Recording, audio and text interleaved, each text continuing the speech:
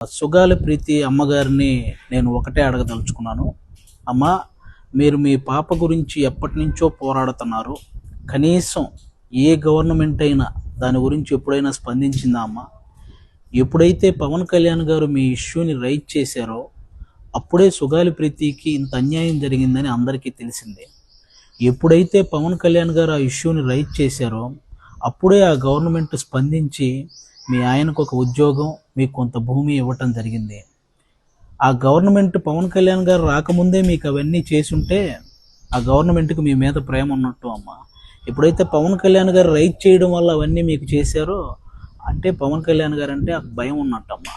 ఇంత చిన్న లాజిక్ మీరు ఎలా మిస్ అయ్యారు అనేది నాకు అర్థం కాలేదు. అంటే పవన్ కళ్యాణ్ గారి ప్రోద్బలంతోనే అది సిబిఐ ఎంక్వైరీ దాకా వెళ్ళింది. ఛార్జ్ షీట్లో పేర్లు మార్చేసి సిబిఐ వాళ్ళకు కూడా అంతు చిక్కనటువంటి అలాంటి కేసు గురించి ఇంకా పవన్ కళ్యాణ్ గారు ఇంకెంతకాలం పోరాడతారమ్మా? మీరైనా ఆలోచించాలి. అలాంటి పవన్ కళ్యాణ్ గారిని పట్టుకొని ఓట్ల కోసం ఈ ఇష్యూని వాడుకున్నారు. ఆ మాట నీకు ఎలా అనిపించిందమ్మా తల్లి? అసలు ఎవరికి అర్థం కాలేదు. ఓట్ల కోసం పవన్ కళ్యాణ్ గారిని ఇష్యూని వాడుకుంటున్నారా? అరే, తన నెలకి తనకు వస్తున్న జీతంలో ₹1 కూడా తీసుకోకుండా వస్తున్న ప్రతి రూపాయిని పిఠాపురంలో ఉన్న అనాథ పిల్లలకి పంపిస్తున్నటువంటి పవన్ కళ్యాణ్ గారు ఓట్ల కోసం ఒక ఇష్యూని వాడుకుంటారా? కుల మతాలతో సంబంధం లేకుండా కష్టాల్లో ఉన్న ప్రతి రైతుకి ₹2 లక్షల సహాయం చేసుకుంటూ వెళ్ళిన పవన్ కళ్యాణ్ గారు ఓట్ల కోసం ఒక ఇష్యూని వాడుకుంటారా?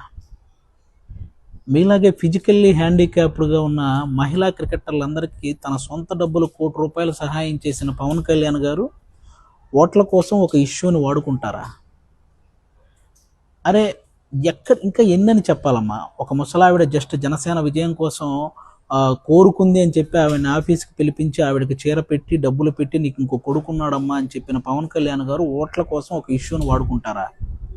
అన్నా, మాకు రోడ్లు కావాలి అని చిన్న పిల్లల దగ్గర నుంచి పేద పిల్లల వరకు ఎక్కడ ఏ మారుమూల ప్రాంతాల్లో ఎవరడిగినా సరే వెంటనే స్పందించి అక్కడ రోడ్లు వేయించిన పవన్ కళ్యాణ్ గారు ఓట్ల కోసం ఒక ఇష్యూని వాడుకుంటారా?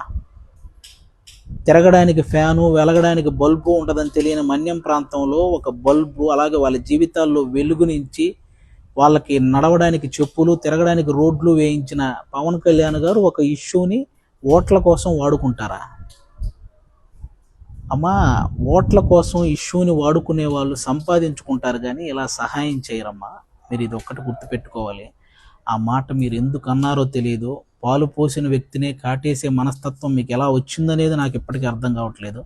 ఒక్కసారి దయించి మీరు పవన్ కళ్యాణ్ గారు కాకుండా ఈ ఇష్యూని మీరు కోరుకున్న విధంగా ఎవరైనా నిజంగా న్యాయం చేయగలిగితే నా జీవితంలో జనసేన గురించి మాట్లాడినమ్మా.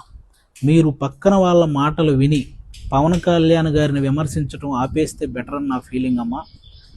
అలాగే నెక్స్ట్ ప్రొఫెసర్ నాగేశ్వరరావు గారు, ఏమండి, అమిత్ షా గారితో పవన్ కళ్యాణ్ గారు ఇలా అన్నారు అని మీరు తప్పు మాట్లాడినప్పుడు ఈయన డబ్బులు తీసుకునే ఇలా అన్నాడు అని జన సైనికులు అనడంలో తప్పే ఉందండి? అయినా ఇది రేడియో కాలం కాదండి. మీరు ఏదైనా చెప్తే అది వినుకుంటూ మేమేం మాట్లాడకుండా కొట్టుకుంటూ వెళ్ళడానికి సోషల్ మీడియా కాలం. కంపల్సరీ మీరు విశ్లేషిస్తే దాని మీద విశ్లేషించడానికి అందరూ రెడీగా ఉంటారండి. కాబట్టి ఈ విశ్లేషణ అనేది మీరు కూడా అది తప్పు అవడం వల్లే కదా మీరు మీ మాటలను విత్డ్రా చేసుకున్నారు. మరి తప్పు చేసిన తర్వాత కూడా మళ్ళీ ఇంకా డిబేట్లు, డిస్కషన్లు ఏంటండి? పవన్ కళ్యాణ్ గారి విషయంలో మీరు మాట్లాడింది తప్పు, మ్యాటర్ ఓవర్. మీరు తప్పు చేసినా కూడా ఆయన అంటే నాకు ఇంకా గౌరవం ఉంది అని అన్న పవన్ కళ్యాణ్ గారు గొప్ప వాళ్ళ, తప్పు చేసి కూడా ఇంకా పవన్ కళ్యాణ్ గారి మీద అందరినీ కూర్చోబెట్టి తిట్టిస్తున్న మీరు గొప్ప వాళ్ళ? ఒకసారి ఆలోచించండి. ఎందుకంటే ఆ వ్యక్తిని విమర్శించినప్పుడు లేకపోతే ఆ వ్యక్తి గురించి తప్పుగా మాట్లాడినప్పుడు ఆయన అభిమానించిన వాళ్ళు ఆటోమేటిక్గా రియాక్ట్ అవుతారు. అందరినీ ఆపలేం కదా, అందరూ ఆయనలాగా ఉండరు కదా. కాబట్టి ఇది ఒకసారి మీరు ఆలోచించాలని మనస్ఫూర్తిగా కోరుకుంటున్నాను. ఇంకా అంబటి రాంబాబు గారు, పేరు నాని గారు, ఇంకా కాపు కులానికి సంబంధించిన కొంతమంది వ్యక్తులు మాట్లాడితే పవన్ కళ్యాణ్ గారు కాపు కులాన్ని తాకట్టు పెట్టాడు అంటుంటారు. అయ్యా, ఇన్నేళ్ల రాజకీయ చరిత్రలో కాపు కులం నుంచి పవన్ కళ్యాణ్ గారి లాంటి స్థాయికి ఎదిగిన వ్యక్తి ఒక్కరైనా ఉన్నారా? ఈరోజు ఆంధ్రప్రదేశ్ని చంద్రబాబు నాయుడు గారితో పాటు ఈక్వల్గా పరిపాలిస్తున్న పవన్ కళ్యాణ్ గారు అంటే కాపు కులాన్ని తాకట్టు పెట్టినట్ట, కాపు కులాన్ని నిలబెట్టినట్ట? అయినా దేశాన్ని గురించి పాటుపడుతున్న వ్యక్తికి ఒక కులాన్ని అంటగట్టడం ఎంతవరకు కరెక్టు? అసలు కులానికో మతానికో అలా అలా ఆ పిచ్చి ఉన్న వ్యక్తి అతను. అందరినీ సమానంగా చూసే వ్యక్తి, అన్ని కులాలని అన్ని మతాలని తన వెంట నడపాలనే వ్యక్తి. ఆయన సనాతన ధర్మం అనేది హిందూ ధర్మాన్ని ప్రేమిస్తున్నట్టు, ఇతర ధర్మాలని గౌరవిస్తున్నట్టు, అంతేగాని ఓన్లీ హిందువుల్ని వెనకేసుకొస్తున్నట్టు కాదు. ఆయన చుట్టూ ఎంతమంది క్రైస్తవ మతానికి చెందిన వాళ్ళు, ఎంతమంది ముస్లిం మతానికి చెందిన వాళ్ళు ఉంటారో నాకు తెలుసు. వాళ్ళందరికీ ఆయన ఎంత వాల్యూ ఇస్తాడో నాకు తెలుసు.